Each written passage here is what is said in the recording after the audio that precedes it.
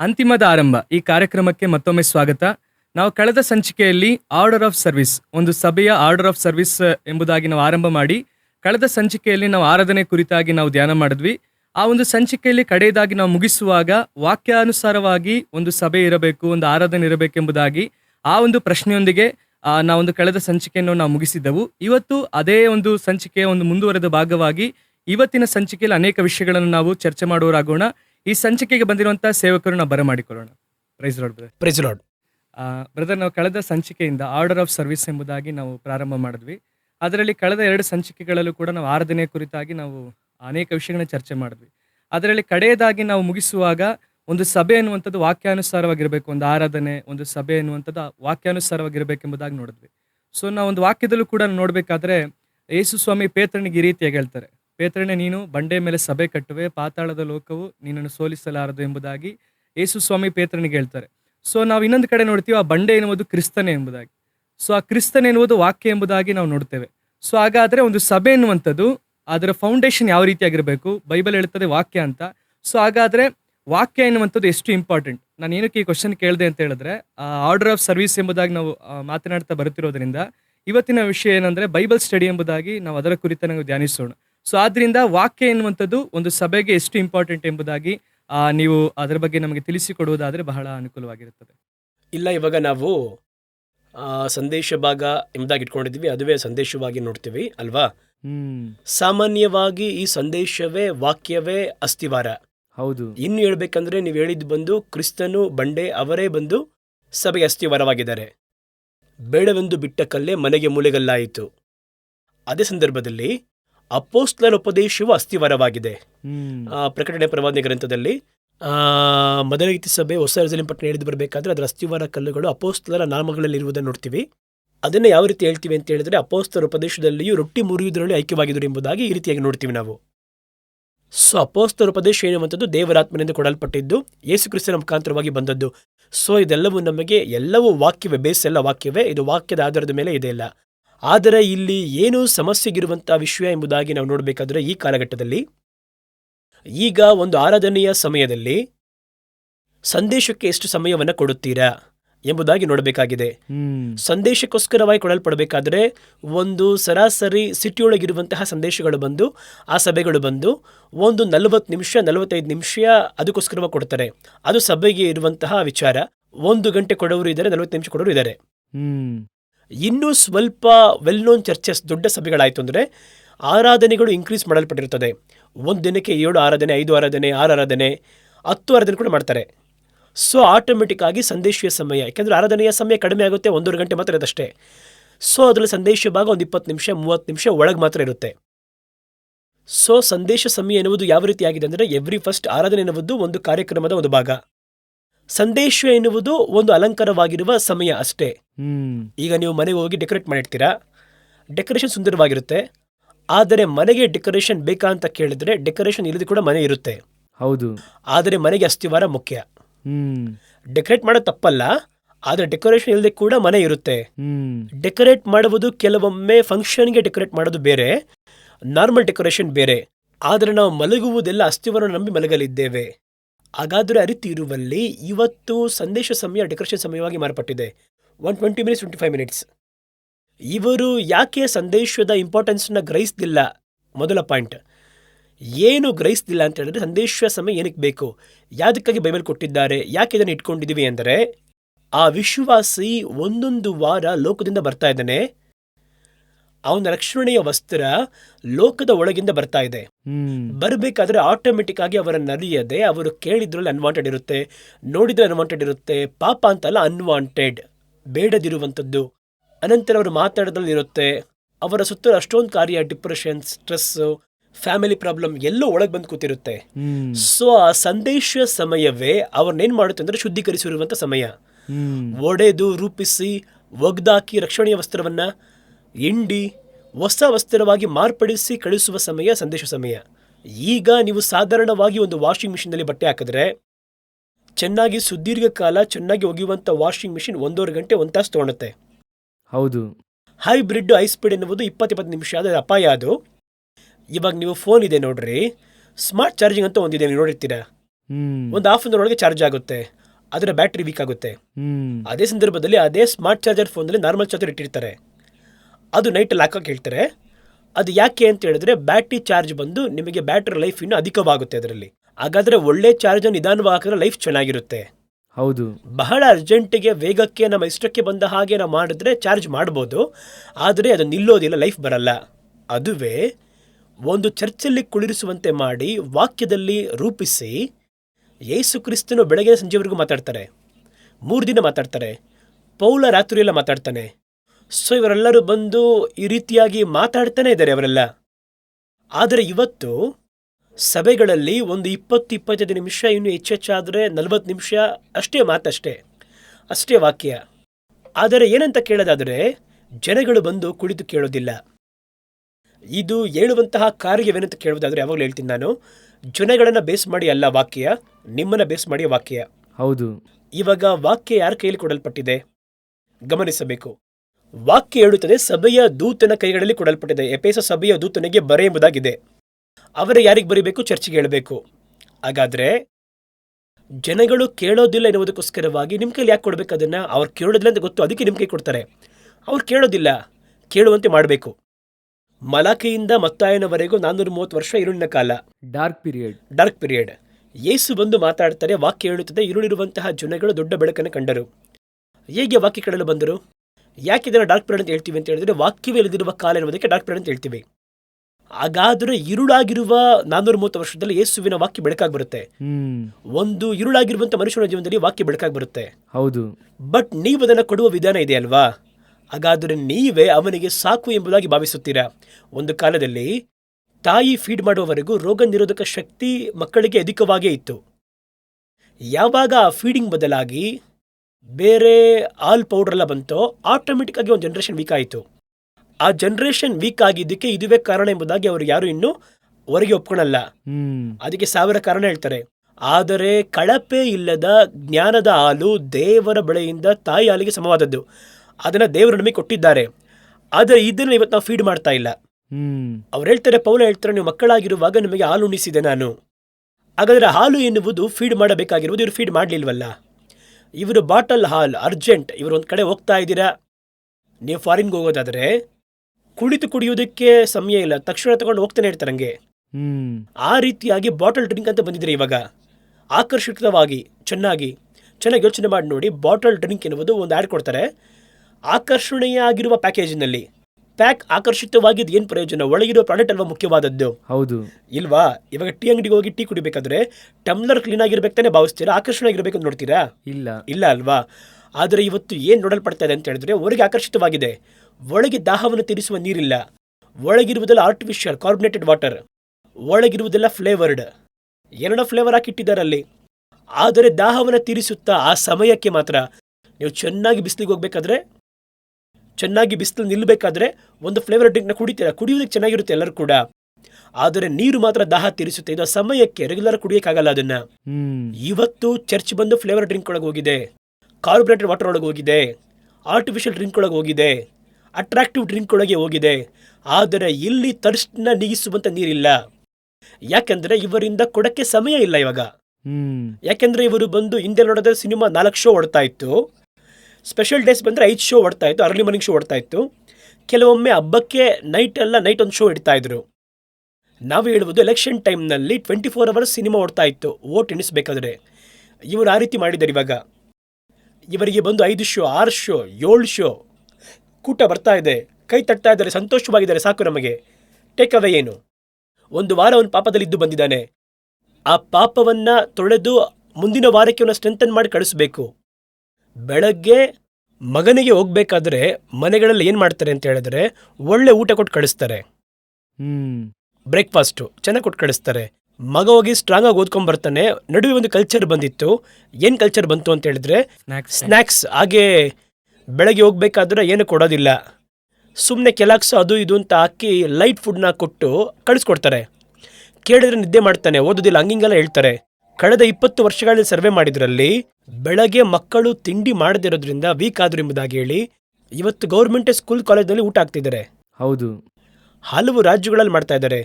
ಬೆಳಗ್ಗೆ ತಿಂಡಿ ತಿನ್ನಬೇಕು, ಮಧ್ಯಾಹ್ನ ಟಿಫನ್ ಬಾಕ್ಸ್ ಕೊಡ್ತಾರೆ, ಇಂಟರ್ವಲ್ ಟೈಮ್ ಇದೆ. ಸಾಯಂಕಾಲ ಮತ್ತೆ ಬಂದಿದ್ಕೊಳ್ಳಿ ಅಮ್ಮ ಕೇಳ್ತಾ ಇದ್ರು, ಊಟ ಮಾಡ್ತೀನಪ್ಪ ಅಂತ ಕೇಳ್ತಾ ಇದ್ರು. ನೈಟ್ ಇಷ್ಟೊಂದು ಕೊಟ್ಟರೆ ಮಾತ್ರ ಒಂದು ಹುಡುಗ ಸ್ಟ್ರಾಂಗ್ ಆಗಿರ್ತಾ ಇದ್ದ. ಹಾಗಾದರೆ ಆತ್ಮಿಕ ಜೀವನದಲ್ಲಿ ಬೆಳೆಯುವ ಒಬ್ಬನಿಗೆ, ಪರಲೋಕಕ್ಕೆ ಹೋಗುವಂಥ ಒಬ್ಬನಿಗೆ ಎಷ್ಟು ಊಟ ಕೊಡಬೇಕು? ಹ್ಮ್ ವಾರದಲ್ಲಿ ಒಂದಿನ ಒಂದೊತ್ತು ಊಟ ಕೊಟ್ಟರೆ ಸಾಕಾ? ಇದುವೇ ನಿಮ್ಮ ಮಗನಿಗೆ ಕೊಟ್ಟು ನೋಡಿ ನೋಡೋಣ. ಆ ರೀತಿಯಾಗಿ ವಾರಕ್ಕೆ ಒಮ್ಮೆ ಊಟ ಕೊಟ್ಟು ನೋಡಿ, ಅವನ ಶರೀರ ವೀಕ್ ಆಗುತ್ತೆ ನಿಮಗೆ ಗೊತ್ತು ತಾನೆ. ನಿಮ್ಮ ಆತ್ಮ ವೀಕ್ ಆಗೋದು ಯಾಕೆ ಗೊತ್ತಾಗ್ತಿಲ್ಲ ನಿಮಗೆ? ಯಾವತ್ತಾದರೂ ಊಟ ಮಾಡುವಂಥ ನಿಮ್ಮ ಆಹಾರ ನಿಮ್ಮೊಳಗೆ ಯಾವ ಯಾವ ವಿಧವಾಗಿ ಸ್ಟ್ರೆಂಥನ್ ಮಾಡಿ ಅಂತ ಯೋಚನೆ ಮಾಡಿದ್ದೀರಾ? ಒಳಗೆ ನೀವು ಕುಡಿಯುವಂಥ ರಸ, ಪೆಪ್ಪರ್ ಹಿಂಗೋಗುತ್ತೆ, ಅನಂತರ ಟೊಮೆಟೊ ಹಿಂಗೋಗುತ್ತೆ, ಯೋಚನೆ ಮಾಡಿದ್ದೀರಾ? ಅದು ಹೋಗಿ ಏನು ಎಕ್ಸಾಮಿನ್ಸ್ನ ಕ್ರಿಯೇಟ್ ಮಾಡುತ್ತೆ, ಯಾವ ಸೆಲ್ಸ್ ಒಳಗೆ ಹೋಗುತ್ತೆ, ಅದು ಯಾವ ರೀತಿ WBC RBCಗೆ ಸಹಾಯ ಮಾಡುತ್ತೆ ಯೋಚನೆ ಮಾಡಿದ್ದೀರಾ? ಇಲ್ಲ ಅಲ್ವಾ? ಅದನ್ನು ನೀವು ಊಟ ಮಾಡಲಿ ಅಂದರೆ ವೀಕ್ ಆಗ್ತಿರ ತಾನೆ. ಹೌದು.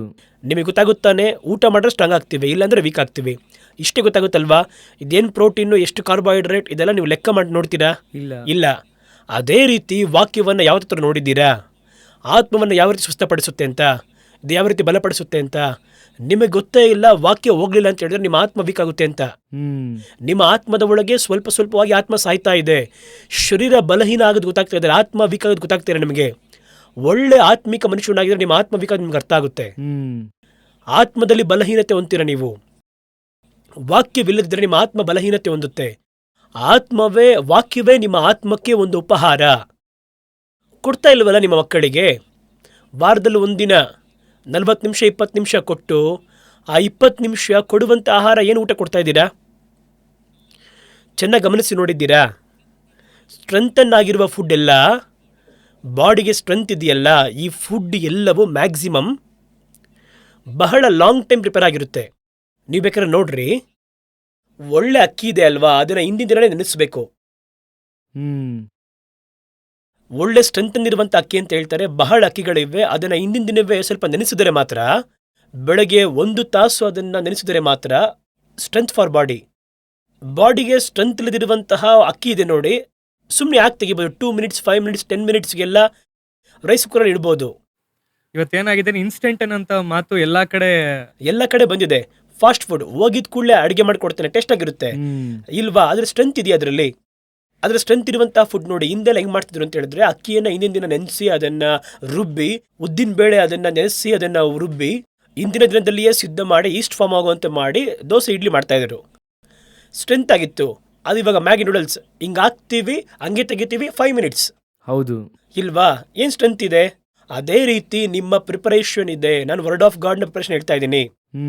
ಹಿಂದೆಲ್ಲ ಸೇವಕರು 1 ವಾರ ವೆಯ್ಟ್ ಮಾಡ್ತಾ ಇದ್ರು ವರ್ಡ್ ಆಫ್ ಗಾಡ್ ಕೊಡುವುದಕ್ಕೋಸ್ಕರ. ಈ ಸಂಡೇ ಕೊಟ್ಟು ಮುಗಿಸಿದ್ರೆ ಮಂಡೆಯಿಂದ ಮುಂದಿನ ವಾರಕ್ಕೆ ವರ್ಡ್ ಆಫ್ ಗಾಡ್ಗೋಸ್ಕರವಾಗಿ ಹುಡುಗಕ್ಕೆ ಶುರು ಮಾಡ್ತಾ ಇದ್ರು. ಆ ವರ್ಡ್ ಆಫ್ ಗಾಡ್ ಶನಿವಾರ ಬರ್ತಾ ಬರ್ತಾ ಬರ್ತಾ ಸಿಗ್ಲಿಲ್ಲ ಅಂತ ಹೇಳಿದ್ರೆ, ಶನಿವಾರ ನೋಡಿದ್ರೆ ಫುಲ್ ಫಾಸ್ಟಿಂಗ್ ಇರ್ತಾ ಇದ್ರು. ಆ ಶನಿವಾರ ಸಾಯಂಕಾಲ ನೈಟ್ ಒಳಗೆ ಸಿಗ್ಲಿಲ್ಲ ಅಂತ ಹೇಳಿದ್ರೆ ಆತ್ಮದಲ್ಲಿ ಅವ್ರಿಗೊಂದು ವೇದನೆ ಬರ್ತಾ ಇತ್ತು. ಅಯ್ಯೋ, ವರ್ಡ್ ಆಫ್ ಗಾಡ್ ಸಿಗ್ಲಿಲ್ಲ, ನಾನು ಹೆಂಗೋಗಿ ನಿಲ್ಲೋದು, ಯಾವ ರೀತಿ ನಿಲ್ಲುವುದು ಎಂಬುದಾಗಿ ಹೇಳಿ ಏನು ಮಾಡ್ತಾ ಇದ್ರು ಅಂದರೆ, ನೈಟ್ 1 ಗಂಟೆವರೆಗೂ ವೆಯ್ಟ್ ಮಾಡ್ತಾ ಇದ್ರು. ಬರಲಿಲ್ಲ ಅಂತ ಹೇಳಿದ್ರೆ 1 ಗಂಟೆಗೆ 2 ಗಂಟೆಗೆ ಯಾರೋ ಸೇವಕರಿಗೆ ಇವಾಂಜಲಿಸ್ಟ್ಗೆ ಫೋನ್ ಮಾಡ್ತಾರೆ, ನಾಳೆ ಬರೋಕ್ಕಾಗುತ್ತಾ, ಸಂದೇಶ ಕೊಡೋಕ್ಕಾಗುತ್ತಾ, ಯಾಕೆ ದೇವರು ವಾಕ್ಯ ಕೊಡಲಿಲ್ಲ, ಪ್ರಿಪರೇಷನ್ ಆಗಲಿಲ್ಲ ಅಂದರೆ ಹೋಗಿ ನಿಲ್ಲಕ್ಕಾಗಲ್ಲ ಎನ್ನುವ ಸನ್ನಿವೇಶಕ್ಕೆ ಬರ್ತಾರೆ. ದೇವರ ಬಳಿಯಿಂದ ಪಡೆದು ಹೋಗಿ ನಿಲ್ಲುತ್ತದೆ. ಬೇಕಾದ್ರೆ ನೋಡ್ರಿ, ಒಂದು 40 ವರ್ಷದ ಹಿಂದೆ ಇದ್ದಂಥ ಸೇವಕರ ಬಳಿ ಇವತ್ತಿರುವಂತಹ ನಾಲೆಡ್ಜ್ ಇಲ್ಲ, ಕಮೆಂಟ್ರೀಸ್ ಇಲ್ಲ, ಆ್ಯಪ್ಸ್ ಇಲ್ಲ, ಟೂಲ್ಸ್ ಇಲ್ಲ, ಯಾವುದೂ ಇಲ್ಲ. ಮೊಣಕಾಲು ಮಾತ್ರ ಇತ್ತು. ಕರ್ತನ ಶಬ್ದವನ್ನು ಕೇಳುವುದು ಮಾತ್ರ ಇತ್ತು. ಪಡೆದುಕೊಂಡು ಕೊಟ್ಟರು. ಚರ್ಚ್ ಸ್ಟ್ರಾಂಗ್ ಆಗಿತ್ತು. ಹೌದು. ಪ್ರತಿ ವಿಶ್ವಾಸಿಯು ಸೇವಕನಾಗಿ ಮಾರ್ಪಟ್ಟ. ಇವತ್ತು ಇನ್ಸ್ಟೆಂಟ್. ಇವತ್ತು AI ಹಾಕಿ ಮೆಸೇಜ್ ಕೊಡುವಂತ ಎಷ್ಟು ಪಾಸ್ಟರ್ಸ್ ಇದ್ದಾರೆ. ಒಂದು ವರ್ಡ್ನ ಹಾಕಿ ಗಿವ್ ಮಿ ಎ ಮೆಸೇಜ್ ಅಂತ ಕೇಳಿದ್ರೆ ಕೊಡುತ್ತಲ್ವಾ ಅದು. ಸೊ ಅದಕ್ಕೆ ಆತ್ಮವನ್ನು ಹೋಗಿ ಮುಟ್ಟುತ್ತಾ ವಾಕ್ಯ. ಇವತ್ತು ಕನ್ಕಾರ್ಡೆನ್ಸ್ಗೆ ಹೋಗಿ ಅಥವಾ ಮೆಸೇಜ್ ಕೊಡುವಂತಹ ಸ್ಪರ್ಜನ್ ಅಯ್ಯನವರ ಬುಕ್ಸ್ ಎಲ್ಲ ಪಡೆದು ಮೆಸೇಜ್ ಕೊಡೋರು ಎಷ್ಟು ಮಂದಿ ಇದ್ದಾರೆ. Did you weight? ಪ್ರಿಪೇರ್ ಮಾಡಿದ್ರಾ? ದೇವರ ಸಮ್ಮುಖದಲ್ಲಿ ಕಾದಿದ್ರಾ? ಪಡೆದ್ರಾ? ಆ ವಾಕ್ಯವನ್ನು ನೀವು ಮೆಲುಕು ಹಾಕಿ ನಿಮ್ಮೊಳಗಿಂದ ಏನು ಹೇಳುವುದು ಅಂತ ಮೆಲುಕು ಹಾಕಿ ಆ ಜ್ಯೂಸನ್ನು ತಂದು ಹಿಂಡಿ ಕೊಡುವಾಗ ಅದು ನಿಮ್ಮೊಳಗಿಂದ ಅವನೊಳಗೆ ನದಿ ಹರಿಯುತ್ತೆ. ಅವನು ದಾಹವನ್ನು ನೀಗಿಸುತ್ತೆ. ಆ ವಾಕ್ಯವನ ಸಂಗಡ ಮಾತಾಡ್ತಾ ಹೋಗ್ತಾನೆ ಇರುತ್ತೆ. ಕಾಲೇಜಲ್ಲಿ ಮಾತಾಡುತ್ತೆ, ಮನೆಗೆ ಹೋದರೆ ಮಾತಾಡುತ್ತೆ, ಆಫೀಸ್ನಲ್ಲಿ ಮಾತಾಡುತ್ತೆ. ಒಂದಿನ ಹೇಳ್ತಾನೆ, ನಾನು ಕೆಲಸ ಬಿಟ್ಟು ಸೇವೆಗೆ ಬರ್ತೀನಿ ಅಂತ ಹೇಳ್ತಾನೆ. ಯಾಕೆ? ದೇವರು ವಾಕ್ಯವನ್ನು ರೂಪಿಸ್ತಾ ಬಂತು. ಇವತ್ತು ವಾಕ್ಯನೇ ಇಲ್ಲ. ವಾಕ್ಯ ಇದೆ. ನೀವು ಕೆಲವು ಕಡೆ ಹೋಗಿ ನೋಡುವುದಾದರೆ ಮಸಾಲ ಹಾಕಿ ಸುಮ್ಮನೆ ಕೈ ತಂದು ಕೊಡ್ತಾನೆ. ನನಗೆ ನೋಡುವುದಕ್ಕೆ ಅಟ್ರಾಕ್ಟಿವ್ ಆಗಿ ಡೆಕೋರೇಟಿವ್ ಆಗಿರುತ್ತೆ, ಬಾಯಲ್ಲಿಟ್ಟರೆ ಟೇಸ್ಟ್ ಆಗಿರುತ್ತೆ, ಅಷ್ಟು ದೇಹಕ್ಕೆ ಹಾನಿಕರ. ಹೌದು. ಇವತ್ತು ಹಾಗೆ ಡೆಕೋರೇಟಿವ್ ಆಗಿ ಮಸಾಲೆ ಹಾಕಿ ಹಾಗೆ ಇವತ್ತೆಲ್ಲ ಏರುವಿಕೆ ಇಳುವಿಕೆ ಕಾಣಿಸ್ತಾ ಇದೆ. ಹಿಂದೆಲ್ಲ ಈ ಪರ್ಸನಾಲಿಟಿ ಡೆವಲಪ್ಮೆಂಟ್ ಎಂಬುದಾಗಿ ಒಂದು ಕೋರ್ಸ್ ಇತ್ತು. ನೀವು ಯಾವ ರೀತಿ ಪರ್ಫಾರ್ಮ್ ಮಾಡಬೇಕು, ಯಾವ ರೀತಿ ಡ್ರೆಸ್ ಮಾಡಬೇಕು, ಟೈ ಯಾವ ರೀತಿ ಕಟ್ಟಬೇಕು, ಯಾವ ರೀತಿ ಆಕ್ಸೆಂಟ್, ಯಾವ ರೀತಿ ಕೈ ಎತ್ತಬೇಕೆಲ್ಲ ಹೇಳ್ಕೊಡ್ತಾ ಇದ್ರು. ಆ ಪರ್ಫಾರ್ಮೆನ್ಸ್, ಆ ಪರ್ಸನಾಲಿಟಿ ಡೆವಲಪ್ಮೆಂಟ್ ಅದರೊಳಗೆ ಹೊಟ್ಟೋದ್ರು ಇವಾಗ. Outward appearance. ಎಸ್, ಜನಗಳ ನಡುವೆ ಹೆಂಗೆ ಮಾತಾಡೋದು, ಆ, ಯಾವ ರೀತಿ ಹೇಳುವುದು, ಒಂದು ಡ್ರೆಸ್ ಕೋಡ್ ಇಟ್ಕೊಂಡಿದ್ದಾರೆ. ಡ್ರೆಸ್ ಕೋಡ್ನ ತಪ್ಪಾಗಿ ಹೇಳ್ತಾ ಇಲ್ಲ. ನೀವು ಒಳಗೆ ಖಾಲಿ ಡಬ್ಬವಾಗಿದ್ಕೊಂಡು ಹೊರಗೆ ಇದು ಹೆಂಗಿದೆ ಅಂತ ಕೇಳಿದ್ರೆ ಐಫೋನ್ನ ಚೆನ್ನಾಗಿ ತಗೊಂಡು ಒಳಗೆ ಬಂದು ನೀವು ಹಳೆಯ ಒಂದು ಆಕಾರದ 20 ವರ್ಷ ಇರುವಂತಹ ಬಟನ್ ಫೋನ್ ಇಟ್ಕೊಂಡು ಕವರ್ ಮಾಡಿ ಪ್ಯಾಕ್ ಮಾಡಿ ತಗೊಂಡೋಗಿ ಕೊಟ್ಟು ಅವನು ಆ್ಯಂಕ್ಷಸ್ ಆಗಿ ಎಲ್ಲರೂ ತೆಗಿಬೇಕಾದ್ರೆ ಒಳಗೆ ಬಂದು ಒಂದು 2400 ವರ್ಷದಲ್ಲಿ ಬಂದಂತಹ ಮಾಡೆಲ್ ಆ ಬಟನ್ ಫೋನ್ ಹೆಂಗಿರುತ್ತೆ ಆ ರೀತಿಯೇ ಇದೆ. ಇವತ್ತೆಲ್ಲ ಸ್ಟೇಜ್ನಲ್ಲಿ ಐಫೋನೇ. ನೋಡಬೇಕಾದ್ರೆ ಡೆಕೋರೇಟಿವ್, ಎದ್ದು ನಿಂತು ಮೇಲೆ ಕೆಳಗೆ ಎಲ್ಲ ಸೂಪರ್, ಮಾಡಲೇಷನ್ ಎಲ್ಲ ಸೂಪರ್ ಆಗಿದೆ. ನಡುವೆ 2 ಪದ, ಆದರೆ ನೊಳಗಿಂದ ಬರುವಂತಹ ಪದ ಕೆಳಗೆ ಮಾತಾಡ್ತಿದೆಯಾ? ಅದು ಇವತ್ತಿಲ್ವಲ್ಲ. ಅದರ ಪರಿಣಾಮ ಏನಾಯ್ತು ಇವತ್ತು? ವರ್ಡ್ ಆಫ್ ಗಾಡ್ ಇಲ್ಲ, ನದಿ ಹರಿತಾ ಇಲ್ಲ, ಜನಗಳ ಒಳಗೆ ಬದಲಾವಣೆ ಇಲ್ಲ, ಬಂದ ಹಾಗೆ ಬರಿದಾಗ ಹೋಗ್ತಾ ಇದ್ದಾರೆ. ಹಾಗಾದರೆ ಅವನಿಗೆ ಬೇಕಾಗಿರೋದೇನು? ನಿಮ್ಮ ಬಳಿಯಿಂದ ಹೊರಡುವಂತಹ ನದಿ, ಬುಗ್ಗೆ, ಅದು ಅವನನ್ನು ಮಾರ್ಪಡಿಸಬೇಕು. ಸೊ ಇದುವೇ ಈಗ ಬಹಳ ಇಂಪಾರ್ಟೆಂಟ್ ಆಗಿ ಸಭೆ ಈ ಅಸ್ತಿವಾರದ ಮೇಲೆ ಕಟ್ಟಲ್ಪಡಬೇಕು. ಸಂಡೇ ಆರಾಧನೆ. ಸಂಡೇ ಆರಾಧನೆಯಲ್ಲಿ ಮತ್ತೊಂದನ್ನು ಅರ್ಥ ಮಾಡ್ಕೋಬೇಕು, ಬಹಳ ಮುಖ್ಯವಾದದ್ದು.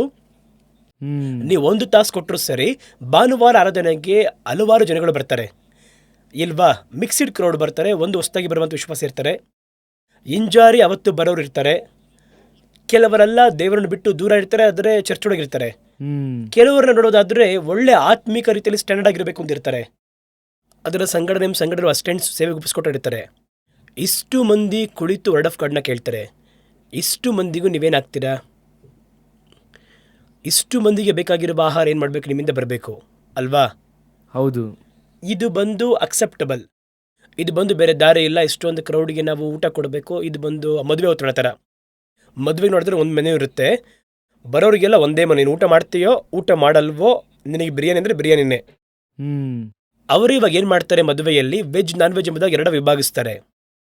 ವೆಜ್ ಊಟ ಮಾಡೋರಿಗೆ ವೆಜ್ಜು, ನಾನ್ ವೆಜ್ ಊಟ ಮಾಡೋರಿಗೆ ನಾನ್ ವೆಜ್ ಎಂಬುದಾಗಿ ವಿಭಾಗಿಸ್ತಾರೆ. ಕೆಲವೊಬ್ಬರು ಚಿಕನ್ ತಿನ್ನಲ್ಲ ಅಂತ ಹೇಳೋರಿಗೆ ವೆಜ್ಜಿಗೆ ಕಳಿಸ್ಕೊಡ್ತಾರಲ್ವಾ, ಈ ರೀತಿ ಬೇರ್ಪಡಿಸಿರ್ತಾರೆ. ಆದರೆ ಸಭೆಯ ಒಳಗೆ ಅಷ್ಟು ಮಂದಿಗೆ ಒಂದೇ ಊಟನೇ. ತಕ್ಷಣ ಅವ್ರೇನು ಕೇಳ್ತಾರೆ, ಹಾಗಾದರೆ 5 ಮೆಸೇಜ್ ಕೂಡ ಕೇಳ್ತಾ ಇದ್ದೀರಾ? ಒಬ್ಬೊಬ್ಬರಿಗೂ ಆ ರೀತಿ ಮಾಡಕ್ಕೆ ಹೋಗಬೇಡಿ. ಮದುವೆ ಔತಣವನ್ನು ಮಾಡ್ರಿ, ಆದರೆ ಮನೆ ಊಟನೇ ದೇಹಕ್ಕೆ ಒಳ್ಳೆಯದು. ಇದು ಯಾವಾಗಲೂ ಕೊಡುವಂಥ ಮದುವೆ ಒತ್ತಡ. ಭಾನುವಾರ ಬೆಳಗ್ಗೆ ಎನ್ನುವುದು ಮದುವೆ ಒತ್ತಡ. ಒಟ್ಟಿಗೆ ಹಾಕಿ ಊಟ ಮಾಡ್ತಾರೆ. ಊಟ ಮಾಡೋಕ್ಕಾಗದೇ ಇರೋರು ದೇವ್ರು ನೋಡ್ಕೋತಾರೆ. ಆದರೆ ಮನೆ ಊಟ ಅಂತ ಒಂದಿದೆ ಅಲ್ವಾ? ಊಟ ಮಾಡೋಕ್ಕಾಗದೇ ಏನು ಮಾಡ್ತಾರೆ, ಮದುವೆಯಲ್ಲಿ ಊಟ ಮಾಡಲ್ಲ, ಮನೆ ಊಟ ಮಾಡ್ತೀನಿ ಅಂತ ಹೇಳ್ತಾನೆ ಇಲ್ವಾ? ಅಥವಾ ಮನೆ ಹೇಳ್ಬಿಟ್ಟು ಹೋಗ್ತಾನೆ, ಇಲ್ಲಿ ನಾನ್ ವೆಜ್ಜು ಅಂತ ಹೇಳಿದ್ದಾರೆ, ನಾನು ಮನೆಗೆ ಬರ್ತೀನಿ, ರಸಂ ಎತ್ತಿಡಿ ಅಂತ ಹೇಳ್ತಾನೆ. ಮದುವೆಯಲ್ಲಿ ಊಟ ಮಾಡದಿರೋನು ಕೂಡ ಮನೇಲಿ ಖಂಡಿತ ಊಟ ಮಾಡ್ತಾನೆ ಇಲ್ವಾ? ಮನೆಯ ಊಟ ಖಂಡಿತ ಬೇಕು ಅಲ್ವಾ? ಹೌದು. ಅದುವೇ ಬೈಬಲ್ ಸ್ಟಡಿ. ಮದುವೆ ಊಟ ಎನ್ನುವುದು ಭಾನುವಾರ ಆರಾಧನೆ. ನೀವು ಹಾಕ್ರಿ, ಚೆನ್ನಾಗಿ 1 ತಾಸಿಟ್ಟು ಹಾಕ್ರಿ. ಹಿಂದೆ ಎಲ್ಲ ಮದುವೆಗೆ ಹೋದರೆ ಊಟ ಹಾಕ್ಬೇಕಾದ್ರೆ ಸರ್ ಸ್ವಲ್ಪ ಬೇರೆ ಏನು ಬೇಕು ಅಂತ ಕೇಳ್ತಾರೆ. ಈಗ ಆ ಪಂಕ್ತಿಯಿಂದ ಮೊದಲು ಖಾಲಿ ಮಾಡೋ ಕೆಲಸ ನೋಡ್ತಿರ್ತಾರೆ. ಹೌದು, ಹಂಗೆ ಅಲ್ವಾ? ಯಾಕಂದರೆ ಹಿಂದೆ ಒಬ್ಬರು ನಿಂತಿರ್ತಾನಲ್ವಾ, ಟಕ್ ಟಕ್ ಟಕ್ ಅಂತ ಸರ್ ಬೇಕಾ ಅಂತ ಕೇಳುವುದಕ್ಕೆ ವ್ಯಕ್ತಿನೇ ಇಲ್ಲ ಇವಾಗ. ಗೊತ್ತಿರೋದ್ರೆ ಕೇಳ್ತಾರೆ, ಇಡಪ್ಪ ಆ ರೀತಿ ಹೇಳ್ತಾರೆ. ಉಳಿದ ಹಾಗೆ ಎಲ್ಲರನ್ನು ವಿಚಾರಣೆ ಮಾಡೋದಕ್ಕೆ ಜನಗಳೇ ಇಲ್ಲ. ಟಕ್ ಟಕ್ ಅಂತ ಇವತ್ತು ಸಭೆ ಹಂಗೆ ನಡೀತಿರೋದು. ಒಂದು ಆರಾಧನೆ ಮುಗಿದ್ರೆ ಮುಂದಿನ ಆರಾಧನೆ ಟಕ್ ಟಕ್ ಅಂತ ಆಚೆ ಹೋಗು ಅಷ್ಟೇ. ಹಿಂದೆ ಎಲ್ಲ ನಿಂತು ದೇವರು ಮಾತಾಡಿದ್ರು, ಸಾಕ್ಷಿ ಹೇಳ್ತಾ ಇದ್ರು, ವಿಚಾರಿಸ್ತಾ ಇದ್ರು. ಅದುವೇ 1 ಗಂಟೆ ಆಗ್ತಾ ಇತ್ತು, ಬಾಗಿಲು ನಿಂತು ಮಾತಾಡ್ತಿದ್ರು. ಇವಾಗ ಹಂಗಲ್ಲ, ಒಂದು ಕಡೆ ಒಳಗೆ ಬಾ, ಒಂದು ಕಡೆ ಹೊರಗೆ ಹೋಗು, ಒಂದು ಕಡೆ ಒಳಗೆ ಬಾ, ಒಂದು ಕಡೆ ಹೊರಗೆ ಹೋಗು. ಇದೆಲ್ಲ ಮದುವೆ ಪಂಕ್ತಿ. ದಗ ದಗ ದಗ ಅಂತ ಮುಗಿಸಿ ಊಟ ಮಾಡಿ ಹೋಗ್ತಿರ್ಬೇಕು ಒಂದು ಗ್ರೂಪು. ಹಾಗಾದ್ರೆ ಇವ್ರಿಗೆಲ್ಲ ಸಾಲಲ್ಲ. ನೀವು ಬೇರೆ ಸೆಟಪ್ ಒಳಗೆ ಬಂದಿದ್ದೀರಾ. ನೀವೆಲ್ಲ ಬಂದು ಈ ಲೋಕದ ಮದುಮಗನಾಗಿ ಮಾರ್ಪಟ್ಟಿದ್ದೀರಾ. ಜನಗಳಿಗೆ ಮದುವೆ ಔತಣ ಕೊಡೋಕ್ಕಾಗ ನಿಮ್ಮ ಇಷ್ಟ ಅದು. ಸರಿ, ಓಕೆ, ಮದುವೆ ಊಟ ಅಂತ ಒಂದು ಕೊಡ್ರಿ, ಬುಧವಾರ ಬೈಬಲ್ ಸ್ಟಡಿ ಇಡ್ರಿ, ಗುರುವಾರ ಶುಕ್ರವಾರ ನಿಮ್ಗೆ ಯಾವ ಕನ್ವೆನ್ಸ್ ಒಂದು ಇಡ್ರಿ. ಆ ರೀತಿ ಜನಗಳಿಗೆ ಇಟ್ಟು ಬೈಬಲ್ ಸ್ಟಡಿ ಕೊಡ್ರಿ. ಬಟ್ ಅನೇಕ ಸೇವಕರ ಒಂದು ಕಂಪ್ಲೇಂಟ್ ಏನಂತ ಹೇಳಿದ್ರೆ, ಬೈಬಲ್ ಸ್ಟಡಿ ಅಂತ ಇಟ್ಟರೆ ಜನರು ಬರಲ್ಲ ಅನ್ನೋದೇ ಅನೇಕ ಸೇವಕರು ಹೇಳುವಂತ ಮಾತು. ಈಗ ನಾನೊಂದು ವಿಷಯವನ್ನು ಕೇಳ್ತೀನಿ, ಉತ್ತರ ಕೊಡ್ರಿ ಅದಕ್ಕೆ. ಪರಲೋಕ ರಾಜ್ಯಕ್ಕೆ ಅನೇಕರು ಬರುವುದಿಲ್ಲ, ಅದರ ಒಳಗೆ ಪ್ರವೇಶ ಮಾಡೋರು ಕೆಲವರು ಮಾತ್ರ. ಹ್ಮ್ ನೀವು ಪರಲೋಕ ರಾಜ್ಯದ ಬಗ್ಗೆ ಪ್ರಸಂಗ ಬಿಟ್ಬಿಡ್ತೀರಾಗ? ಇಲ್ಲ. ಹಿಂಗೆ ಹೇಳಿದ್ರು ಹೆಂಗೆ? ವಾಕ್ಯ ಹಂಗೆ ಹೇಳುತ್ತಲ್ವಾ? ಇಕ್ಕಟ್ಟದ ಬಾಗಿಲಲ್ಲಿ ಬರುವವರು ಕೆಲವರು, ಕೆಲವರು ಮಾತ್ರ ಕಂಡುಕೊಳ್ಳುತ್ತಾರೆ. ಹೌದು. ಆದ್ರಿಂದ ಪರಲೋಕಕ್ಕೆ ಹೋಗೋದು ಬಿಟ್ಬಿಡ್ತೀರಾ ನೀವು? ಇಲ್ಲ. ಅಗಲವಾಗಿರುವ ಬಾಗಿಲು ದೊಡ್ಡದಾಗಿದೆ, ಹೊರಗೆ ನರಕಕ್ಕೆ ಬಹಳ ಮಂದಿ ಹೋಗ್ತಾರೆ, ಅದಕ್ಕೆ ಅದನ್ನ ಪ್ರಸಂಗ ಮಾಡ್ತೀರಾ? ಇಲ್ಲ. ಜನಗಳು ಬರಲ್ಲ ಅಂತ ವ್ಯವಸ್ಥೆ ನಿಲ್ಲಿಸ್ಬಿಡ್ತೀರಾ? ಹಾಗಾದ್ರೆ ನೀವು ಹೇಳೋದೇನೆಂದ್ರೆ ಜನಗಳು ಬರಲ್ಲ ಅಂದ್ರೆ ಪರಲೋಕಕ್ಕೆ ಹೋಗಲ್ಲ ಅಂತ ಹೇಳ್ತಾ ಇದ್ದೀರಾ. ಬಹಳ ಮಂದಿ ಪರಲೋಕ ರಾಜ್ಯಕ್ಕೆ ಬರಲ್ಲ, ಮತ್ತೆ ಯಾಕೆ ಪರಲೋಕದ ಬಗ್ಗೆ ಪ್ರಸಂಗ ಮಾಡ್ತೀರಾ? ಅದಕ್ಕೆ ಬಹಳ ಜನ ಬರಲ್ಲ ಅಲ್ವಾ, ಮತ್ತೆ ಯಾಕೆ ಪ್ರಸಂಗ ಮಾಡ್ತೀರಾ? ಎಲ್ಲರೂ ನರಕಕ್ಕೆ ಹೋಗೋದ್ ಬಗ್ಗೆ ಮಾತಾಡ್ತಾರೆ, ಹಾಗಾದ್ರೆ ಅದ್ರ ಬಗ್ಗೆ ಪ್ರಸಂಗ ಮಾಡ್ಬೇಕಾ? ಏನ್ ಕಾನ್ಸೆಪ್ಟ್ ಇದು? ನನ್ನ ಮಾತು ಅರ್ಥ ಆಗ್ತಿದೆಯಾ? ಸರಿ, ಹ್ಮ್ ಜನಗಳು ಬರಲ್ಲ ಅಂದ್ರೆ ಯಾರ ಸಮಸ್ಯೆ? ಸೇವಕರ ಸಮಸ್ಯೆ. ನಿಮ್ಮ ಸಮಸ್ಯೆ ಅದು ಇಲ್ವಾ? ಒಬ್ಬ ಸಿನಿಮಾ ನಟನನ್ನ ನಂಬಿ ಅವನು ಸಿನಿಮಾ ತೆಗಿತಾನೆ, ಜನರು ಬರ್ತಾರೆ ಎಂದು. ಜನಗಳು ಬರ್ತಾರೆ ಅಂತ ನಂಬಿ ಸಿನಿಮಾ ಮಾಡ್ತಾನೆ, ಹೌದು. ಕರೆಕ್ಟ್ ಅಲ್ವಾ? ಒಬ್ಬ ರಾಜಕಾರಣಿ ಮೀಟಿಂಗ್ ಏನ್ ನಂಬಿ ಮಾಡ್ತಾರೆ? ಜನರು ಓಟ್ ಹಾಕ್ತಾರೆ ಅಂತ. ಜನ ಎಲ್ಲ ಬರ್ತಾರೆ, ಓಟ್ ಹಾಕ್ತಾರೆ, ಆ ನಂಬಿಕೆ ಅಂತಾನೆ ತೆಗಿತಾರೆ. ಹ್ಮ್ ಸರ್, ಒಂದು ಮೀಟಿಂಗ್ಗೆ ಜನ ಬರಲಿಲ್ಲ, ಮೀಟಿಂಗ್ ಅಲ್ಲೇ ನಿಲ್ಸ್ಬಿಡ್ತಾರಾ? ಇಲ್ಲ. ಕೆಲವೊಂದ್ ಕಡೆ ಮೀಟಿಂಗ್ ಕ್ಯಾನ್ಸಲ್ ಆಯಿತು, ಸ್ವಲ್ಪ ಕೂಟ ಕಡಿಮೆ ಆಯಿತು, ಹಾಗಾದ್ರೆ ಮೀಟಿಂಗ್ ನಿಲ್ಸ್ಬಿಡ್ತಾರೆ ಅವರು? ಇಲ್ಲ. ಒಬ್ಬ ಸಿನಿಮಾ ನಟರಿಗೆ ಜನಗಳು ಬರಲಿಲ್ಲ, ರೋಡಲ್ಲಿ ಹೋಗ್ಬೇಕಾದ್ರೆ ನೋಡಕ್ ಬರಲಿಲ್ಲ, ಅದಕ್ಕೆ ಅಂತ ನಿಲ್ಲಿಸ್ಬಿಡ್ತೀರಾ ನೀವು? ಇಲ್ಲ. ಟ್ರೈ ಮಾಡೋದನ್ನ ಮಾಡ್ತಾನೆ ಇದಾರಲ್ವಾ? ಹೌದು. ಲೋಕದಲ್ಲಿರುವವರೇ ಟ್ರೈ ಮಾಡ್ತಿರ್ಬೇಕಾದ್ರೆ ನೀವು ತೆಗೀರಿ. ಹ್ಮ್ ಇದು 2ನೇ ಪಾಯಿಂಟ್. 3ನೇ ಪಾಯಿಂಟ್, ನಿಮ್ಮ ಬಳಿ ಒಂದು ಕರ್ತನ ಮಾತು ಇರುವಲ್ಲಿ ಅವನು ಬರ್ತಾನೆ. ಹ್ಮ್ ಬರಲಿಲ್ಲ ಅಂತ ಅವನ ಮೇಲೆ ನೆಪ ಹೇಳ್ಬೇಡಿ. ಅವನೇನು ಮಾಡ್ತಾನೆ? ಬರ್ತಾನೆ, ಬಂದು ನಿಮ್ಮ ವಾಕ್ಯವನ್ನು ಕೇಳುವಾಗೆ ಕೂರ್ತಾನೆ. ಈಗ ಬ್ಯಾಂಗ್ಳೂರಿನಲ್ಲಿ ಒಂದು ಸೇವೆಗೋಸ್ಕರ ಹೋಗಿದ್ದಾಗ ಆ ಸೇವಕರು ಯಾವಾಗಲೂ ಚೆನ್ನಾಗಿ ನೋಡ್ಕೊತಾರೆ. ಅವರೇನು ಮಾಡಿದ್ರು, ಬ್ಯಾಂಗ್ಳೂರಿನಲ್ಲಿ ಒಂದು ರೆಸ್ಟೋರೆಂಟ್ಗೆ ಬನ್ನಿ ಊಟಕ್ಕೆ ಹೋಗೋಣ ಅಂತ ಹೇಳಿದರು. ಸೊ ನಾನು ಅವರು ಹೋದ್ವಿ, ನಾವು 4-5 ಮಂದಿ ಹೋಗಿದ್ವಿ. ಹೋಗಿ ಒಂದು ಸ್ಥಳದಲ್ಲಿ ನಿಲ್ಲಿಸಿ, ಇದ್ರ ಮೇಲೆ ಕಾರ್ ಹೋಗಲ್ಲ, ನಡ್ಕೊಂಡು ಹೋಗಬೇಕು ಅಂತ ಕೇಳಿದ್ರು. ಸರಿ ಬನ್ನಿ ಹೋಗೋಣ ಅಂತ ಹೇಳಿದೆ. ನಡ್ಕೊಂಡು ಹೆಚ್ಚು ಕಡಿಮೆ ಒಂದು 100-200 ಮೀಟ್ರ್ ನಡೆದು ಒಂದು ರೋಡ್ ಒಳಗೆ ಹೋಗ್ತಾ ಇದ್ದೀವಿ. ಸ್ವಲ್ಪ ಕತ್ಲೆ ಆಗಿತ್ತು, ಒಳಗೆ ಹೋಗ್ತಾ ಇದ್ದೀವಿ. ಹೋದಾಗ ಲಾಸ್ಟ್ ಲೆಫ್ಟಲ್ಲಿ ಅಂಗಡಿ ಇದೆ. ಅಟ್ರಾಕ್ಟಿವ್ ಆಗಿರುವ ಏರಿಯಾ ಅಲ್ಲ, ಏನೂ ಇಲ್ಲ, ಅಲ್ಲಿದೆ ಅಂಗಡಿ. ನಾನು ಕೇಳಿದೆ ಅಂಗಡಿ ಹೆಂಗೆ ಕಂಡುಹಿಡಿದ್ರಿ ಅಂತ. ಅಯ್ಯೋ ಪಾಸ್ಟರ್, ಊಟ ಮಾಡಿ ನೋಡಬೇಕಲ್ಲ, ಇಲ್ಲಿ ಅಷ್ಟು ಟೇಸ್ಟ್ ಆಗಿರುತ್ತೆ ಆ ರೀತಿ ಹೇಳಿದ್ರು. ಸರಿ ಓಕೆ ಅಂತೇಳಿ ಒಳಗೆ ಹೋದರೆ ಫುಲ್ಲು ಗುಂಪು. ಅವ್ರು ಹೇಳಿದ್ರು, ಪಾಸ್ಟರ್ ಒಂದು 10 ಮಿನಿಟ್ಸ್ ವೆಯ್ಟ್ ಮಾಡಿರಿ, ಅಷ್ಟೊತ್ತು ಟೇಬಲ್ ಖಾಲಿ ಆಗುತ್ತೆ ಅಂತ. ನಾನು ಕೇಳಿದೆ, ಇದಕ್ಕೆ ಬೋರ್ಡು ಇಲ್ಲ, ಇದಕ್ಕೆ ಹೆಸರು ಕೂಡ ಸರಿಗೆ ಹೇಳಿಲ್ಲ, ಸರಿಗೆ ಬೋರ್ಡು ಇಲ್ಲ, ಹೇಗೆ ಇಷ್ಟೊಂದು ಕೂಟ ಬರುತ್ತೆ? ಒಳಗೋದ್ರೆ ಅಷ್ಟೊಂದು ಟೇಸ್ಟ್ ಆಗಿರುವ ಆಹಾರ, ಒಳ್ಳೆ ಫುಡ್ಡು, ಒಳ್ಳೆ ಕೂಟ. ಒಂದು ಬ್ಯಾಚ್ ಊಟ ಮಾಡ್ತಾಯಿದ್ದು, ಒಂದು ಬ್ಯಾಚ್ ನಿಂತಿತ್ತು, ಎಲ್ಲ ನಡೀತಾ ಇತ್ತು. ನಿಮ್ಮ ವಾಕ್ಯದಲ್ಲಿ ಸಂದೇಶದ ಸತ್ವ, ದೇವರ ಆತ್ಮನ ಶಕ್ತಿ ಇರುವುದಾದರೆ ಎಲ್ಲಿರುವ ಜನಗಳು ನಿಮ್ಮ ವಾಕ್ಯವನ್ನು ಕೇಳುವುದಕ್ಕೆ ಬರ್ತಾರೆ. ಹೌದು, ನಡ್ಕೊಂಡು ಬರ್ತಾರೆ. ಒಬ್ಬರು ನಡ್ಕೊಂಡೋಗಿ ಊಟ ಮಾಡೋಕ್ಕೆ ಅಂತ ಹೋಗಿ ಕೂತ್ನಲ್ಲ, ಯೇಸು ಕ್ರಿಸ್ತನ ವಾಕ್ಯವನ್ನು ಕೇಳೋದಕ್ಕೆ ನಡ್ಕೊಂತಾನೆ ಜನ ಹೋದ್ರು. ಹಾಗಾದ್ರೆ ನೀವು ಬೈಬಲ್ ಸ್ಟಡಿಗೆ ಜನಗಳು ಬರಲ್ಲ ಅಂತ ಹೇಳಿದ್ರೆ ನೀವು ಫೇಲ್ಯೂರ್ ಎಂಬುದಾಗಿ ಅರ್ಥ ವಿನಃ ಜನಗಳ ಮೇಲೆ ಜನಗಳು ಬರಲ್ಲ. ಒಬ್ಬ ಒಂದು ಸ್ಥಳದಲ್ಲಿ ಒಂದು ಅಂಗಡಿ ಹಾಕ್ತಾನೆ, ರೆಸ್ಟೋರೆಂಟ್ ಹಾಕ್ತಾನೆ, ಟೀ ಅಂಗಡಿ, ಏನೋ ಒಂದು ಮಾಡ್ತಾನೆ, ಏನೋ ಒಂದು ಅಂಗಡಿ ಹೊಸದಾಗಿ ಏನು ನಂಬಿ ಅವನ ಅಂಗಡಿ ಹಾಕ್ತಾರೆ? ಜನ ಬರ್ತಾರೆ ಅಂತ. ಜನ ಬರ್ತಾರೆ ಎಂಬುದಾಗಿ ನಂಬಿತಾನೆ ಆಗ್ತಾನೆ ಅವನು. ಹೌದು, ಬರ್ತಿರ್ತಾನೆ. ಅವನಿಗಿರುವಂತಹ ನಂಬಿಕೆ ನಿಮಗಿಲ್ಲ ಅಂದ್ರೆ ಹೆಂಗೆ? ಹಾಗಾದ್ರೆ ನಿಮಗೇನಂದ್ರೆ ನಿಮ್ಮ ಕೈಯಲ್ಲಿರುವಂತಹ ಪ್ರಾಡಕ್ಟ್ ಮೇಲೆ ನಿಮಗೆ ನಂಬಿಕೆ ಇಲ್ಲ. ಈ ಪ್ರಾಡಕ್ಟ್ನ ಚೆನ್ನಾಗಿ ಓದ್ರಿ, ಇದನ್ನು ಧ್ಯಾನ ಮಾಡ್ರಿ. ಯಾರು ಬರ್ತಾರೆ ಬರೋಣ ಅಂತ ಯೋಚನೆ ಮಾಡಬೇಡಿ. ಈಗ ಸ್ನಾನಿಕನಾದ ಯೋಹಾನನು ಮನೆ ತಿರುಗಿರಿ, ಪರಲೋಕ ರಾಜ್ಯ ಸಮೀಪಿಸಿದೆ ಎಂಬುದಾಗಿ ಅವರು ಕೂಗಾಡಿ ಹೇಳಿದ್ರು. ಎಲ್ಲಿ ಕೂಗಿದ್ರು? ಅಡವಿಯಲ್ಲಿ ಕೂಗಿದ್ರು. ಅಡವಿ ಅಂದ್ರೆ ನೀವು ನೋಡಿದಿರ ಏನೋ ಗೊತ್ತಿಲ್ಲ ನನಗೆ, ದಟ್ಟವಾದ ಕಾಡು. ಹೆಚ್ಚು ಕಡಿಮೆ ಮನುಷ್ಯ ಓಡಾಟನೇ ಇರಲ್ಲ, ಮನುಷ್ಯರ ಓಟ ಇರಲ್ಲ, ಒಬ್ಬ ವ್ಯಕ್ತಿನೂ ಕಣ್ಣಿ ಕಾಣಲ್ಲ. ಎಲ್ಲಿ ಕೂಗಿರ್ತಾನೆ? ಯಾರಿಗೆ ಕೂಗಿರ್ತಾನೆ? ಯಾವ ಬೇಸಿಸಲ್ಲಿ ಕೂಗಿರ್ತಾನೆ? ಜನಗಳು ಬಂದ್ರ ಬರಲಿಲ್ವಾ? ಅವನ ಬಳಿ ಬಂದ್ರ ಬರಲಿಲ್ವಾ? ಯೇಸು ಕ್ರಿಸ್ತನ ಊರೊಳಗೆ ಕೂಗ್ತಾ ಇದ್ದಾರೆ. ಇಬ್ಬರು ಒಂದೇ ಮೆಸೇಜ್. ಇವನ ಅಡವಿಲಿ ಕೂಗ್ತಾ ಇದ್ದಾನೆ, ಯೇಸು ಊರೊಳಗೆ ಕೂಗ್ತಾ ಇದ್ದಾರೆ. ಇವನ ಅಡವಿಯಲ್ಲಿ ಕೂಗ್ಬೇಕಾದ್ರೆ ಜನ ಇಲ್ಲ, ಯೇಸು ಕೂಗ್ಬೇಕಾದ್ರೆ ಇರುಳಿನ ಕಾಲ. ಕತ್ತಲಿರುವ ಜನಗಳು ದೊಡ್ಡ ಬೆಳಕನ್ನು ನೋಡಿದರು. ಇವರಿಬ್ಬರು ಯಾವ ನಂಬಿಕೆಯಲ್ಲಿ ಕೂಗಿದ್ರು? ಜನರು ಬರ್ತಾರೆ ಅಂತ. ಕರ್ತನು ತರುತ್ತಾನೆ, ನಾನ್ ಕರೆಕ್ಟ್ ಆಗಿದ್ರೆ ಅದು ಬರುತ್ತೆ. ಹೌದು. ಸ್ನಾನಿಕನಾದ ಯೋಹಾನನ ಬಳಿ ಜನ ಬಂದ್ರೆ ಬರಲಿಲ್ವಾ? ಯೇಸುವಿನ ಬಳಿ ಬಂದ್ರೆ ಬರಲಿಲ್ವಾ? ನಿಮ್ಮ ಬಳಿನೂ ಬರ್ತಾರೆ. ನಿಮ್ಮ ಜೊತೆ ಯೇಸು ಇದ್ದರೆ, ನಿಮ್ಮ ಜೊತೆ ದೇವರಾತ್ಮನು ಇದ್ದರೆ ಯೇಸು ಮೇಲೆ ಇದ್ದಂತಹ ದೇವರಾತ್ಮನ ನಿಮ್ಮ ಮೇಲೆ ಇದ್ದರೆ ನೀವು ಮಾತಾಡ್ಬೇಕಾದ್ರೆ ಜನ ಬರ್ತಾರೆ, ಬರಬೇಕು. ಒಂದು ಲೈಟ್ ಇದ್ರೆ ಅಲ್ಲಿ ಹುಳ ಬರಬೇಕು, ಹೌದಾ ಅಲ್ವಾ? ಹೌದು. ಅದು ಸಾಮಾನ್ಯ, ಅದು ಸಹಜ, ದೇವರ ರೀತಿ ಉಂಟು ಮಾಡಿದ್ದಾರೆ. ಆ ರೀತಿ ಇರುವಲ್ಲಿ ನಿಮ್ಮ ವಾಕ್ಯಕ್ಕೆ, ಆ ದಾಹಕ್ಕೆ, ಆ ವಾಸನೆಗೆ ಜನ ಬರ್ತಾರೆ. ನೀವು ಮೊದಲು ಜನಗಳನ್ನ ಯಾಕೆ ಕಾನ್ಸಂಟ್ರೇಟ್ ಮಾಡ್ತೀರಾ? ನೀವು ಅಡವಿಯಲ್ಲಿ ಕೂಗ್ರಿ, ನಿಮ್ಮ ಸತ್ಯವನ್ನು ನೋಡಿ ಜನಗಳನ್ನ ಅಲ್ಲಿ ಕರೆ ತರುತ್ತಾರೆ. ನಿಮ್ಮನ್ನ ಪರಲೋಕ ನಂಬುತ್ತಾ? ನಿಮ್ಮನ್ನ ಪರಲೋಕ ನಂಬುದ್ರೆ ನಿಮ್ಮ ಬಳಿ ಪರಲೋಕ ಕೊಡುತ್ತೆ. ನಿಮ್ಮ ಮೇಲೆ ಪರಲೋಕಕ್ಕೆ ನಂಬಿಕೆ ಬರಬೇಕು. ಪರಲೋಕಕ್ಕೆ ನಂಬಿಕೆ ಇದೆಯಾ ನಿಮ್ಮ ಮೇಲೆ? ನಿಮಗೆ ನಿಮ್ಮ ಮೇಲೆ ನಂಬಿಕೆ ಇಲ್ವಲ್ಲ? ಅಲ್ಲಿ ಒಂದು ವರವನ್ನಾಗಲಿ, ಒಂದು ವಾಕ್ಯವನ್ನಾಗಲಿ, ಪ್ರಕಟಣೆಯನ್ನಾಗಲಿ ದೇವರು ಬಂದು ನಂಬೇಕಲ್ವಾ? ಒಂದು ರಹಸ್ಯವನ್ನ ಯೋವಾನ್ ಬಳಿ ಇಡ್ಬೇಕಾದ್ರೆ ನಂಬೇಕು ದೇವರು. ಅದೇ ರೀತಿ ನಿಮ್ಮ ಬಳಿ ದೇವರು ವಾಕ್ಯವನ್ನ ಕೊಡಬೇಕಾದ್ರೆ ನಿಮ್ಮನ್ನ ದೇವರು ನಂಬೇಕು. ಹೌದು. ನಂಬಿದರೆ ಹೊರತು ವಾಕ್ಯ ಬರಲ್ಲ, ಪ್ರಕಟಣೆ ಬರಲ್ಲ. ಹಾಗಾದ್ರೆ ದೇವರ ಸಮ್ಮುಖದಲ್ಲಿ ಕಾದಿರಿ, ದೇವರೊಂದಿಗಿದ್ದು ದೇವರೇ ಈ ವಾಕ್ಯವನ್ನ ಜನಗಳಿಗೆ ಕೊಡಬೇಕು ಅಂತ ದಾಹದಿಂದ ನೀವು ಕಾದಿರುವಾಗ, ನೀವು ಕೊಡುವಾಗ ಪರಲೋಕ ನಿಮ್ಮನ್ನ ನಂಬಿ ಬೊಕ್ಕಸವನ್ನ ಕೊಡುತ್ತದೆ. ನೀವು ಅದನ್ನ ಕೊಡುವಾಗ, ಅದನ್ನ ಪಡೆಯುವ ಹಾಗೆ ಜನಗಳು ಬರ್ತಾರೆ. ಎಲ್ಲಿ ಇರುವಂತವರನ್ನು ಯಾವ ಸ್ಥಳದಿಂದಾಗಲಿ ಲಾವಕ್ಕಿನ ತಂದಾಕ್ತಾರೆ, ಎಲ್ಲೇ ಇದ್ರೂ ಮನ್ನ ತಂದಾಕ್ತಾರೆ. ನೀವು ಇರುವ ಸ್ಥಳದಲ್ಲಿ ನಿಮ್ಮ ಬಾಗಿಲಿಗೆ ಮನ್ನ ಬಂದ್ಬಿಡುತ್ತೆ. ನೀವು ಹೊರಗೆ ಹೋಗಿ ತರುವಂತ ಡಿಸ್ಟೆನ್ಸ್ ಅಲ್ಲಿ ಮನ್ನ ಇರುತ್ತೆ. ಅದು ದೇವರು ಮಾಡ್ತಾರೆ, ಅದನ್ನ ದೇವರು ಈಸಿಯಾಗಿ ಮಾಡ್ತಾರೆ. ಬಟ್ ಆ ವ್ಯಕ್ತಿ ಯಾರು ನಂಬಿ ಕೊಡಬೇಕು? ಈಗ ನಾವೆಲ್ಲರೂ ಇದೀವಿ, ದಿಢೀರೆಂಬುದಾಗಿ ನಾನು ಬಂದು ಒಂದು ಪರ್ಸನ್ ನಂಬಿ ಕೊಡಬೇಕು ಅಂದ್ರೆ ಅಲ್ಲಿರುವ ಎಲ್ಲರೂ ನೋಡ್ತೀನಿ, ಟಕ್ಕಂತ ಪರ್ಸ್ ಕೊಡ್ತೀನಿ, ನಿಮ್ಮ ಮೇಲೆ ನಂಬಿಕೆ ಬರ್ಬೇಕಲ್ವಾ? ಬರ್ಲಿ ಅಂದ್ರೆ ಪರ್ಸ್ ಹೆಂಗ್ ಕೊಡ್ತೀನಿ? ನನ್ನ ಬಳಿ ಅವರೇನು ನಂಬುವುದೇ ಇಲ್ಲ. ನಂಬುವಂತೆ ನೀವು ನಡೀಬೇಕಲ್ವಾ? ಅಷ್ಟೇ ತಾನೆ. ಅದನ್ನೇ ಪರಲೋಕ ಬಯಸುತ್ತೆ. ಒಬ್ರು ಸೇವಕರು ಏನ್ ಹೇಳ್ತಾರೆ ಅಂದ್ರೆ ಬ್ರದರ್, ಒಂದು real growth of the church ಯಾವ್ದಂದ್ರೆ ಸಂಡೇ ಸರ್ವಿಸಿಗೆ ಎಷ್ಟು ಜನ ಬರ್ತಾರೆ ಅನ್ನೋದು ಇಂಪಾರ್ಟೆಂಟ್ ಅಲ್ಲ, ಬೈಬಲ್ ಸ್ಟಡಿಗೆ ಎಷ್ಟು ಜನ ಬರ್ತಾರೋ ಅದೇ ಒಂದು ಚರ್ಚ್ನ ರಿಯಲ್ ಗ್ರೋತ್ ಅಂತ ಒಬ್ರು ಹೇಳ್ತಾರೆ. ಹೌದು, ನಮಗೆ ದೇವರು ಹೇಳ್ಕೊಟ್ಟಿದ್ದು ಏನಂದ್ರೆ, ಪರಲೋಕಕ್ಕೆ ಸಭೆಯಿಂದ ಇವರೆಲ್ಲ ಬರ್ತಾರೆ ಅಂತ ಯಾವುದನ್ನಿಟ್ಟು ನಿಶ್ಚಯ ಮಾಡ್ತೀರಾ ಅಂತ ಹೇಳಿದ್ರೆ ಬೈಬಲ್ ಸ್ಟಡಿಗೆ ಬರೋರ್ನಿಟ್ಟು. ಬೈಬಲ್ ಸ್ಟಡಿಗೆ ಬರೋರಲ್ಲಿ ಆ ಪರಲೋಕಕ್ಕೆ ಬರುವುದಕ್ಕೆ ಒಂದು ಕೂಟ ಇದೆ. ಆದ್ರೆ ಸಂಡೇ ಬರೋರೆಲ್ಲ ಬರಲ್ವಾ ಅಂತ ಕೇಳಿದ್ರೆ ಕನ್ಫರ್ಮ್ ಆಗಿ ಹೇಳಕ್ಕಾಗಲ್ಲ. ಬರ್ನು ಅಂತ ಆಸೆ ಪಡಬೇಕು.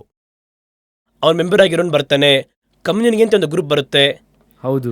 ಆ ಹಬ್ಬಕ್ಕೆ ಅಂತ ಒಂದು ಗ್ರೂಪ್ ಬರುತ್ತೆ. ನ್ಯೂ ಇಯರ್ಗೆ ಅಂತ ಒಂದು ಗ್ರೂಪ್ ಬರುತ್ತೆ. ಇವರೆಲ್ಲ ಬೇರೆ ದಿನಗಳಲ್ಲಿ ಬರೋದಿಲ್ಲ.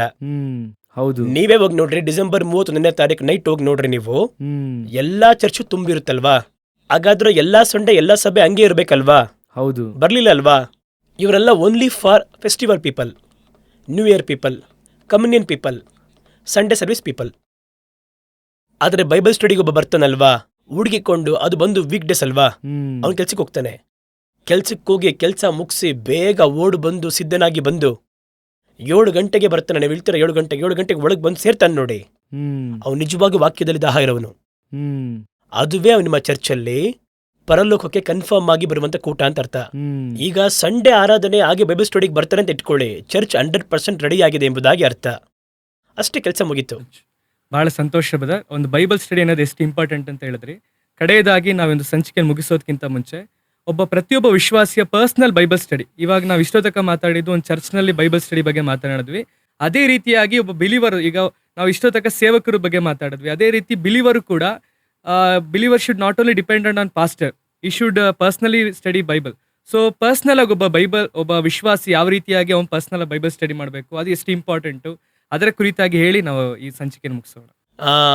ಬರುವ ಸಂಚಿಕೆಯಲ್ಲಿ ಬೇಕಾದ್ರೆ ನಾವೇನ್ ಮಾಡೋಣ ಅಂದ್ರೆ, ಒಬ್ಬ ವೈಯಕ್ತಿಕ ಜೀವನದಲ್ಲಿ ಕರ್ತನೊಂದಿಗೆ ಒಬ್ಬ ವಿಶ್ವಾಸ ಯಾವ ರೀತಿ ಇರಬೇಕು, ಓಕೆ, ಅದರಲ್ಲಿ ವಾಕ್ಯ ಎಷ್ಟರ ಮಟ್ಟಿಗೆ ಕ್ರಿಯೆ ಮಾಡುತ್ತದೆ ಎನ್ನುವಂತ ನಾವು ಬೇಕಾದ್ರೆ ನಾವು ನೋಡೋಣ.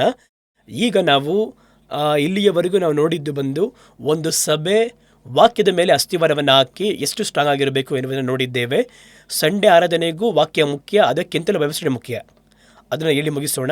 ದೇವರಿಗೆ ಚಿತ್ತವಾದರೆ ಒಬ್ಬ ವೈಯಕ್ತಿಕ ವಿಶ್ವಾಸಿಯ ಜೀವನದಲ್ಲಿ ವಾಕ್ಯ ಎಷ್ಟು ಮುಖ್ಯ, ಅದನ್ನು ಯಾವ ರೀತಿ ಧ್ಯಾನ ಮಾಡಬೇಕು ಅಂತ ಮುಂದಿನ ಸಂಚಿಕೆಯಲ್ಲಿ ನೋಡೋಣ. ಬಹಳ ಸಂತೋಷ ಬ್ರದರ್. ಇವತ್ತು ಬೈಬಲ್ ಸ್ಟಡಿ ಬಗ್ಗೆ, ಒಂದು ಆರ್ಡರ್ ಆಫ್ ಸರ್ವಿಸ್ ಅಲ್ಲಿ ಬೈಬಲ್ ಸ್ಟಡಿ ಎನ್ನುವಂಥದ್ದು ಒಂದು ಚರ್ಚಲ್ಲಿ ಎಷ್ಟು ಇಂಪಾರ್ಟೆಂಟ್ ಎಂಬುದಾಗಿ ಅದರ ಕುರಿತಾಗಿ ಬಹಳ ಅರ್ಥಪೂರ್ಣವಾಗಿ ನಮ್ಗೆ ಹೇಳ್ಕೊಟ್ರಿ. ಈ ಕಾರ್ಯಕ್ರಮಕ್ಕೆ ಬಂದಿದ್ದಕ್ಕೆ ಬಹಳ ಸಂತೋಷ. Praise God.